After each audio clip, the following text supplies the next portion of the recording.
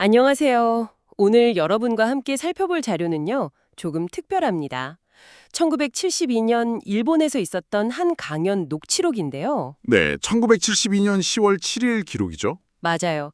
주제가 공해인데, 우리가 흔히 생각하는 매연, 폐수, 이런 환경 오염 문제만이 아니라, 훨씬 더 근본적인 마음의 공해라는 개념을 다루고 있습니다. 네, 그 지점이 아주 흥미롭습니다.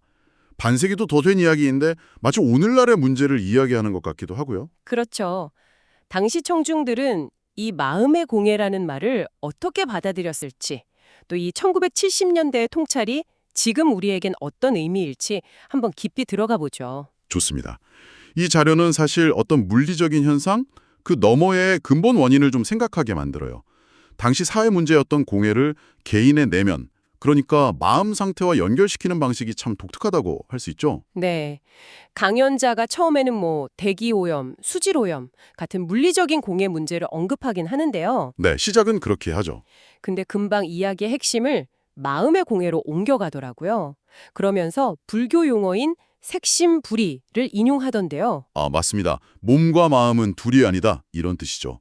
육체적인 공해가 정신적인 공해를 일으키고 또 반대로 정신적인 공해가 다시 육체적 공해나 질병으로 나타날 수 있다는 그런 관점입니다. 그러니까 몸과 마음이 서로 영향을 주고받는데 그걸 공해라는 틀에서 설명한 거네요. 그렇죠. 강연자는 그럼 이 마음의 공해가 왜 생기냐? 그 원인은 여러 각도에서 진단합니다. 어떤 원인들이 있었나요? 첫 번째는요, 자연이나 주변의 어떤 혜택에 대한 감사함의 상실을 꼽아요. 너무 당연하게 여긴다는 거죠. 아, 감사함을 잃어버린 마음 상태. 네, 그리고 두 번째는 너무나 예상 가능하지만 바로 이기심과 탐욕입니다. 개인이나 기업이 자기 이익만 추구하는 태도요. 녹취록에 보면 청중한 분이 회사가 이익만 생각해서 공해가 생긴다 이렇게 딱 집어서 말하는 부분도 나와요. 와, 50년 전 청중의 지적인데 지금 들어도 너무 와닿는데요. 이윤 추구가 환경 문제로 이어지는 건 지금도 마찬가지니까요. 정말 그렇죠. 세 번째 원인으로는 인간이 이 땅에 태어난 어떤 본래의 목적이나 사명 이런 걸 잊어버렸다는 점을 들어요. 삶의 목적 망각이요. 좀 더 구체적으로 설명해 주실 수 있나요? 네, 그러니까 물질 문명에 너무 치우치다 보니까 인간 본연의 가치, 내면의 소중함 같은 본질을 잃어버렸다는 그런 지적입니다. 아하, 물질 만능주의에 대한 비판이군요. 네, 그리고 마지막으로는 잘못된 사상과 신앙까지도 원인으로 꼽습니다. 극단적인 물질주의나 어떤 특정 이데올로기, 심지어는 맹목적인 기복신앙 같은 거 있잖아요. 기복신앙이요? 단순히 복만 비는 거. 네, 예를 들어 경전만 그냥 외운다거나 신에게 빌기만 하는 그런 형식적인 태도도 마음을 오염시키는 공해가 될 수 있다고 본 거죠. 본질을 놓쳤다는 점에서요. 이야, 상당히 폭넓게 보네요. 그 강연에서 마음의 스모크, 신유 스모크라는 표현을 썼던데 그게 참 인상 깊었어요. 아, 네, 그 표현이 핵심이죠. 이런 마음의 스모크가 뿌연 스머그처럼 우리 내면을 흐리게 만들어서 그 강연자 표현을 빌리자면 신성한 빛, 신호히카리를 가린다고 하죠. 맞습니다. 그리고 그 결과가 결국 개인의 어떤 고통, 쿠루시미라고 표현하는데 그런 고통이나 질병으로 이어진다는 설명입니다. 네, 강연 중에 암투병 사례에도 잠깐 언급하면서 분노나 원망 같은 부정적인 감정이 병의 원인이 될 수도 있다고 그런 뉘앙스로 이야기하더라고요. 네, 마음 상태가 육체에 미치는 영향을 아주 구체적으로 보여주는 예시였죠. 자, 그럼 해결책은 뭘까요? 이 마음의 스모그를 어떻게 걷어내야 할까요? 그게 중요하죠. 어떻게 해야 한다고 하던가요? 강연자는 외부 환경 탓만 하고 있을 게 아니다. 각자 자기 내면을 정화해야 한다. 이렇게 강조합니다. 내면 정화. 네, 우선 첫 번째 해결책으로 편견 없이 치우치지 않은 올바른 마음의 기준, 다다시 기준, 이걸 세우고 실천하는 게 중요하다고 말합니다. 올바른 기준. 아, 이게 말은 쉬운데 참 어려운 이야기네요. 구체적으로 어떤 노력을 말하는 걸까요? 그래서 두 번째 해결책으로 자기 성찰, 반성, 즉 반성이 나옵니다.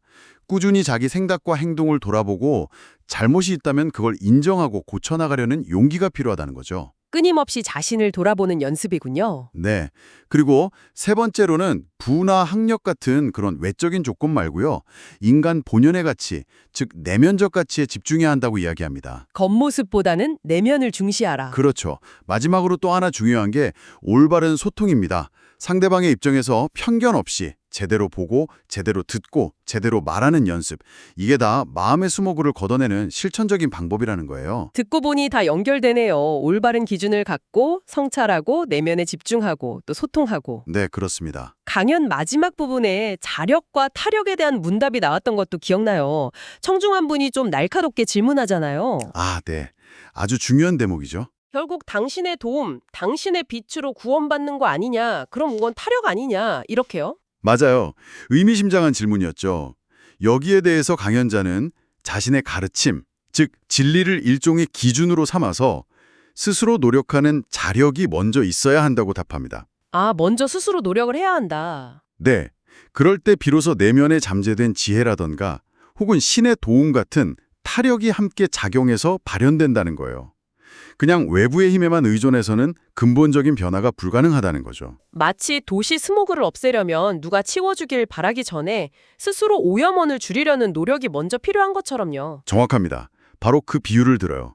마음의 스모그도 결국은 스스로 걷어내려는 노력이 우선되어야 한다는 거죠. 진정한 변화는 자기 안에서 시작된다.